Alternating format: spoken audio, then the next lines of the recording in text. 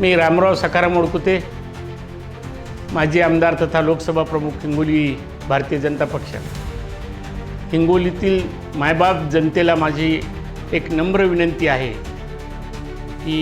येत्या 2 तारखेला विकासासाठी आपण भारतीय जनता पक्षाच्या नगराध्यक्ष नीता बांगर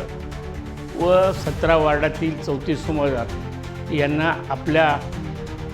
मतं देऊन, कमळाला मतं देऊन या जिल्ह्याचा विकास करण्यासाठी हातभार लावा, अशी ही नम्र विनंती करण्यासाठी मी आपल्या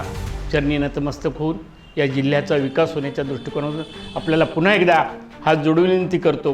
की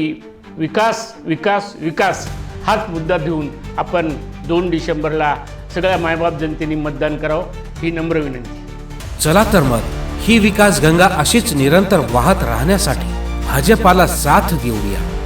कमळ या निशाणीला मत देऊया।